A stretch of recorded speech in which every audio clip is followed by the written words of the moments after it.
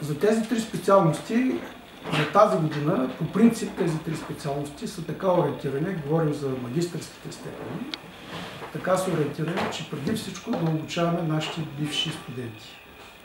В момента интересът е неимоверно голям. Скоро сключите един договор с HP. Вече има ли интерес от студентите там? За новата специалност с HP в момента имаме около над 15 кандидата. Преди още тези, към които е адресирана тази специалност, да са завършили и да могат да кандидатстват. Тоест тези над 15 кандидата са от минали години, като там има ограничение, че студенти от преди, зрелостници от преди 2008 година, завършили средно образование, изобщо не могат да кандидатстват. Освен това, другото ограничение е, че в дипломите за средно образование кандидатите трябва да имат оценка по английски език не по-малко от 5.00, което също възпрепятства много от желаящите да кандидатстват в тази специалност. Ние гласим за елитна специалност, която ще даде добро софтуерно образование на нашите кадри. Други компании имат интерес вече? Тук има представител на една от тези компании, това е SAP Labs България, също така Технологика, заявен интерес от други, изобщо от Асоциацията за аутсорсинг също има заявен интерес, така че има желаящи,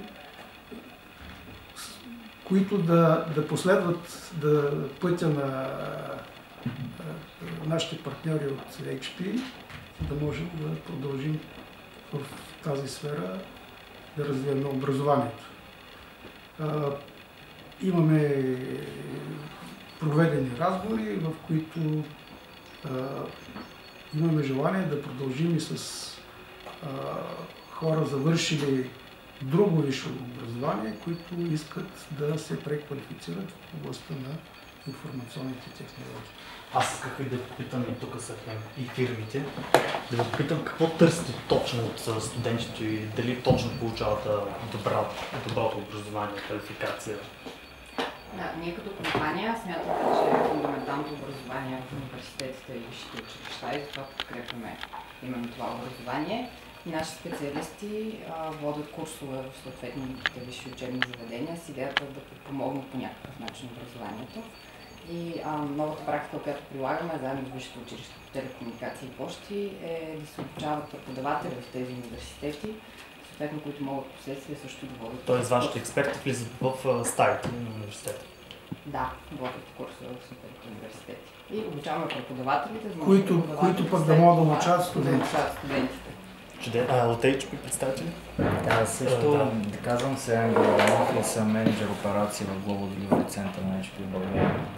Също както нашите колеги от SAP Labs, ние искаме да скъсим дистанцията между бизнеса и образованието. Ние сме най-голямата технологична компания в света.